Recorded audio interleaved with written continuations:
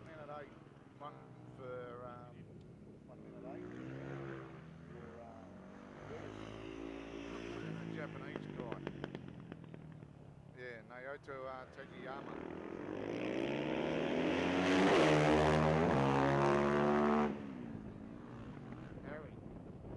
Harry.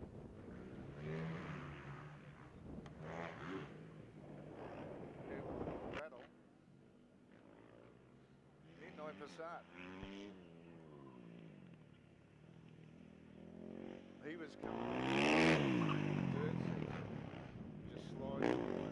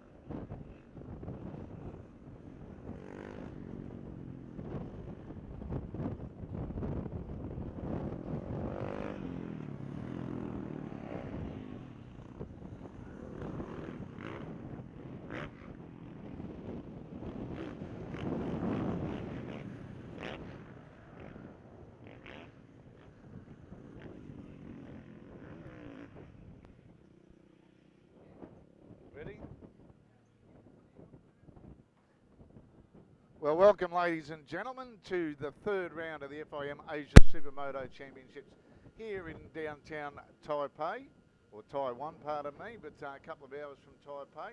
My name's Mark Brakes. I'm joining commentary for the weekend by Barry Russell.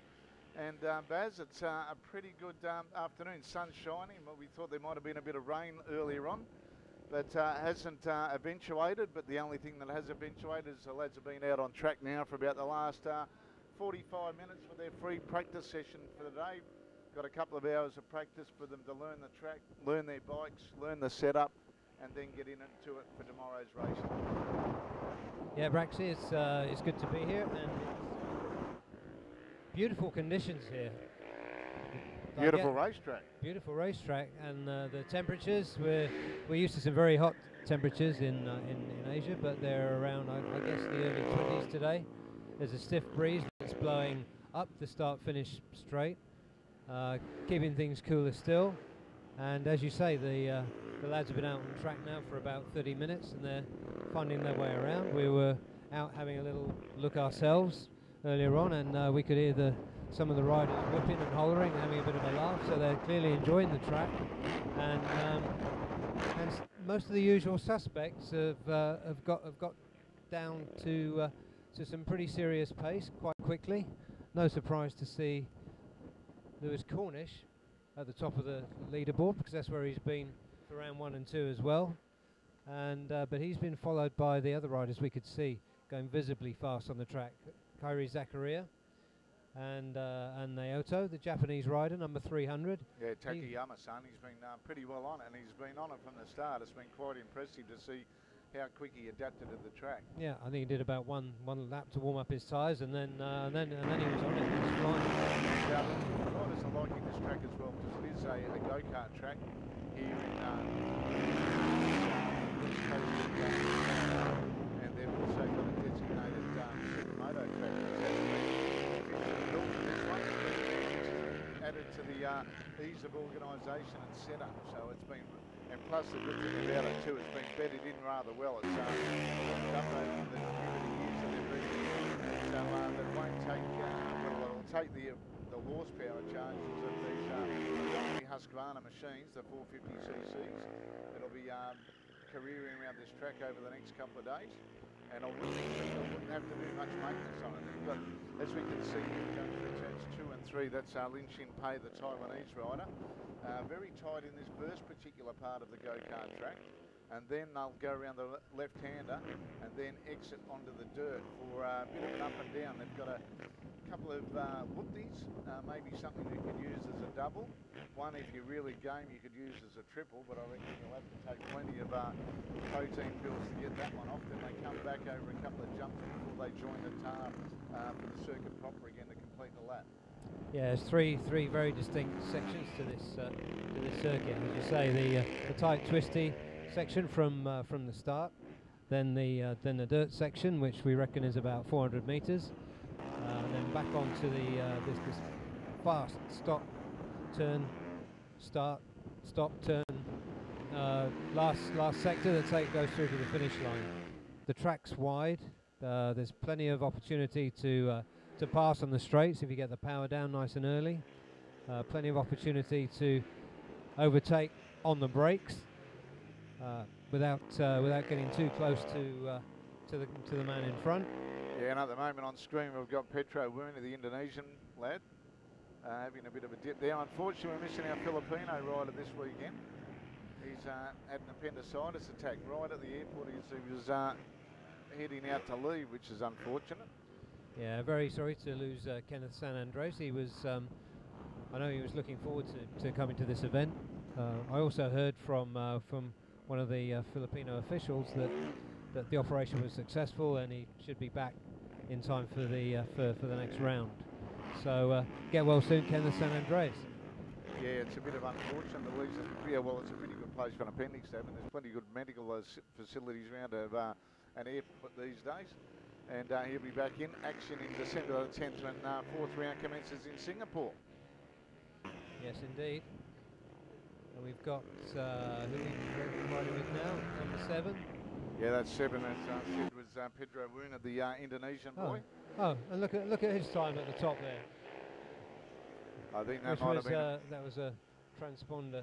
Yeah, unless he cut the track a bit. Yeah. No. But these guys, like you said earlier on, these guys are going to settle into a groove, and that groove will get a bit deeper as their lap times decrease, as they try and get closer to our pace setter, Lewis Cornish, third in the AMA Supermoto Championship in 2017, and he's had a perfect score so far with the 2 rounds, first round in Thailand and the second round in Indonesia last month. So he is the man to chase. Whether they can catch him or not, probably their best chance now, because all the bikes have been locally supplied this weekend. Yeah, they have, and the dirt section is going to level them out a bit as well. There's some specialists there. Certainly, Trikan Tangtong, the young Thai rider, he's a motocross and supercross specialist. That will suit him, and he was looking very fast and smooth and high over the big jump on the dirt section. And Harry Zakaria too has got a good background in dirt. And Lewis always says that puts him in a disadvantage, but it hasn't been evident yet this year. Not this. I think it was an advantage to him last round when we were in the car park, and that had the contours of a motocross track as well. That block paving they used that have been used up and down over the years for the cars going through it. But now this time, we took the motard to the people last time when we built the track in the middle of the city. But now I've reverted back to what would you call the more traditional layout of a supermoto track, using a go-kart track with a bit of an extra dirt section on the side, and I say they've got a pretty good track here.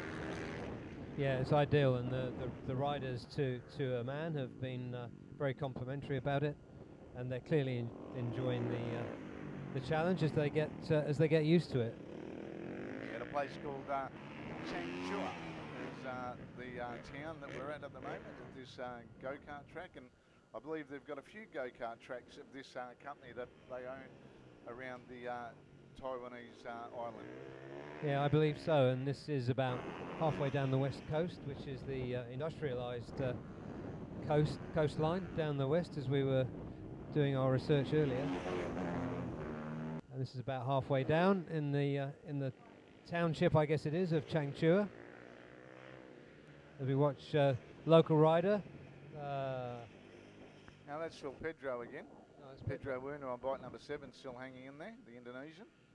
Yeah, he's upping his pace a little bit, although he's looking quite cautious in these opening laps. Yeah, we've got a couple of Taiwanese there. We've got Li Wei on bike number 40 and Ling Chin Pei. They've been good supporters of the Supermoto event over the last couple of years. Yeah, indeed they have. They've been to pretty much permanent fixtures in this championship, which is excellent, and now they're rewarded with the first ever Supermoto round to be held in Taiwan. Indeed, it's the first ever international motorcycle race to be held in Taiwan. Well, that's good to see, to be part of history as well. And they've been most welcoming. They've turning on the food and the hospitality for us, as we've got here yesterday afternoon, coming from all corners of Asia and Australia for that matter. Yes, indeed. Yeah. Easy to come here. The hotels are nice. We found everything pretty easy, and the local food is plentiful and very good. Yeah, absolutely, and not at all expensive. No, that's another good point about it. But what you were talking about the island too, the west coast being predominantly inhabited, whereas the rest of the country is very, very mountainous, with the mountains going right to the sea on the east coast, and very rugged but very beautiful if you can manage to get up there and have a look at it as well. So what everybody told me about Taiwan before I came here, it's our first trip here, and it's come, well, pretty much to fruition. Yeah, it'd be nice to have booked a couple more days to go exploring. We're just looking at Hong Kong rider, I think that is, Sun Tong. He's slowed down. Having a look around. Yeah, they're getting down to their 1 hour mark. They'll probably come in and have a bit of a break, maybe change a tyre as well. And when we're talking to Louis Cornish, brand new bike that he's jumped on today, so completely standard, just with a couple of bits and pieces fitted to it. But I think he's still using the standard gearing, a 14-tooth sprocket at the front and a 45 at the back. I haven't seen him change that, and I can't really see him change it when he's getting the times down as he is. No, I think so, and from what we can see and hear, it seems like the gearing's working okay on these bikes. And, at least they're getting through a few gears too, getting down to second gear in the slower parts, and probably clicking fifth and maybe just clicking sixth gear on this.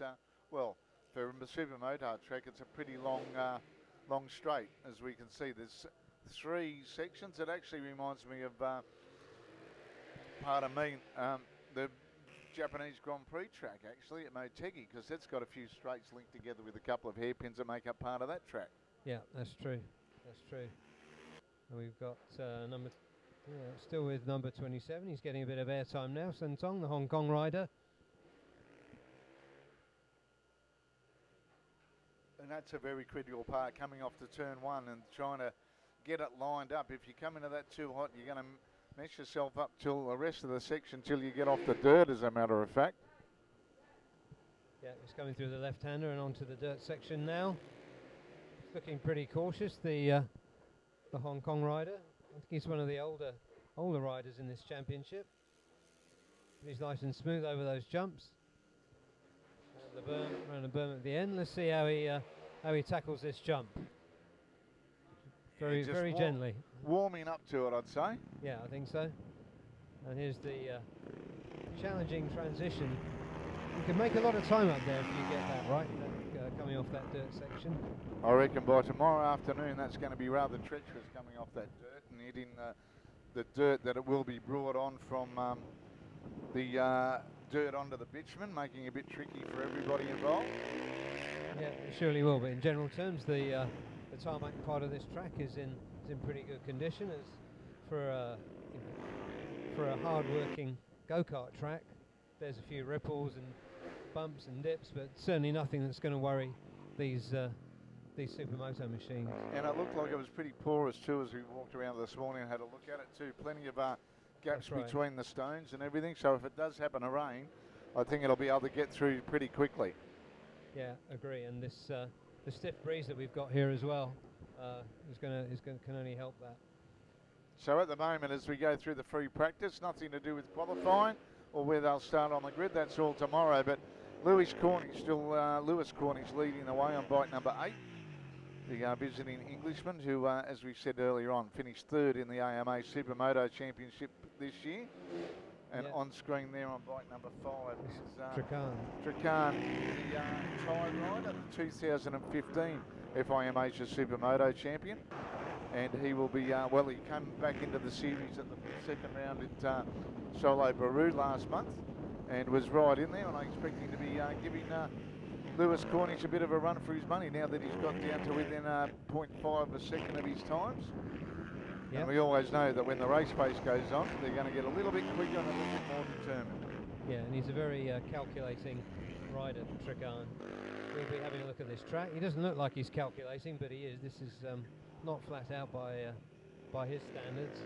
But he's a very quick, smooth rider on the tarmac. He's very fast over the dirt. He's got quite a lot of international gongs, apart from the FIM Asia Supermoto inaugural championship in 2015. He's got a whole hatful of Supermoto and motocross championships in his home country of Thailand, and he's done 3 wildcard entries in MXGP when that was held in Thailand, and he's had 2 outings in the Motocross of Nations. So he knows what it's like to race against some of the world's best. And as you were saying earlier, it's Lewis Cornish that's been setting the standard so far. He's got a big Union Jack-sized target on his back that Trakan's chasing. Let's see how he transitions off this. Yeah, it's a nice, tight, smooth transition there. As he backs it into the final turn. Yeah. No, sorry, that is the 3rd last turn. We've got to remember there's a few straights linking together. Yeah, that's it. It's up and down on that last section. Those white marks. Final left-hander then. Yeah, that's the right. It's the final left-hander.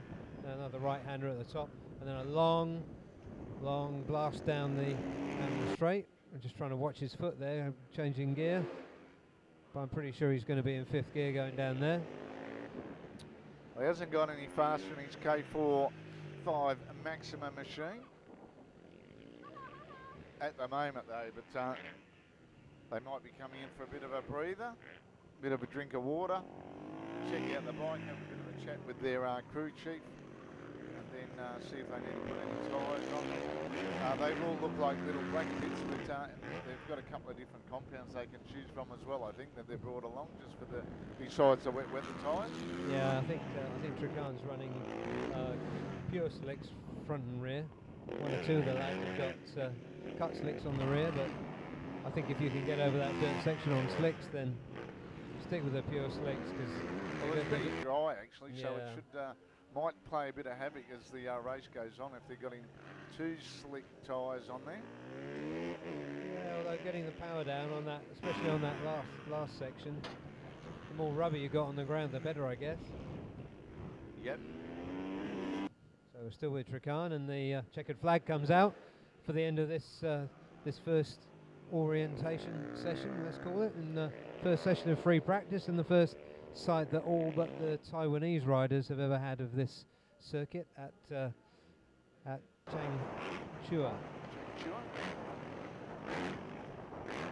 And they'll come in. So at the moment it's Cornish, our man that's had the perfect score from Trican in second position. Kyrie, Zakaria there in third position. And then on a fourth position, Takayama, our Japanese rider. And then on bike number 27 is Sung Tong, our Chinese Hong Kong rider. Yeah, and then we got 77, Hazroy Osman, the Singapore rider, another stalwart of these championships, and Indonesian rider Pedro Wuna, who's the sole representative this weekend for Indonesia. And I'll tell you what, Lewis Cornish isn't going to have it all his own way. He's only less than a second splitting the top three riders at the moment. Yeah, and I don't know if you noticed, Braxy, but Trican was in fourth or fifth place through most of that session. It was literally in the last few laps that he got his head down and got those fast laps in. Interestingly, when he didn't look like he was pushing that hard. That's always the way. Smooth is fast. When you look like you're out of control and you look like you're really pinning it, there's ones when their riders are going generally a bit slower. Yeah, especially when you got riders of this international quality like the top 3 or 4 we've got up on the screen now. Well, we were talking actually, Lewis Cornish this morning, weren't we? And unfortunately, we haven't got Gabit here, Muhammad Habibullah there this weekend due to his injuries at one of the local rounds. He was our defending champion and sitting second in the championship so far this year. But Lewis Cornish mentioned all these guys in the top 3 that reckons they could hold their own pretty well anywhere in the world, which is a good sign for local racing. And the big thing now is to try and, as this category expands, the FIM Asia Supermoto Championship, we'll get more guys coming along. And I think we'll get a few surprise packets in the next couple of years. The guys that might have been doing a bit of motocross, a bit of dirt track, a bit of supercross, a bit of road racing, and think, I might have a crack at this. Yeah, I think so too. They can see the quality of the top handful of riders here. It's not really that expensive for people to enter if you compare it to other international championships, and it happens towards the back end of the season, which means that more riders are likely to be free. So I think, and I'd certainly like to see some more international riders coming in from the US, Australia. Well, I know Europe. US there'll be a few guys coming over next year, and when that's announced officially with the names, I reckon you're going to have a few coming from Australia going, hang on, we're coming back to have a crack at this. Yeah, that will open a few eyes, and a few eyes of a few sponsors, I guess, as well. Yeah, well, it is a sleeping giant, this FIM Asia Supermoto Championship. The guys from Asia Supersport have been doing a great job of promoting this one, and this one was a late inclusion after what happened to the round set down for India.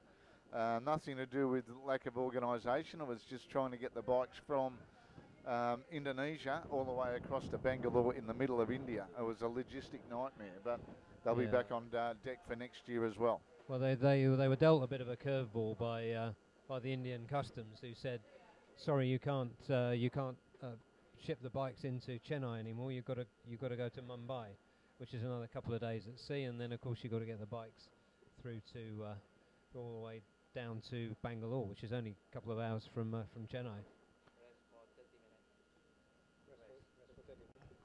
So, as we get our breath back, we might take a break here at the live streaming from the FIM Asia Supermoto Championship Round 3 in CHANGHUA here in Taiwan.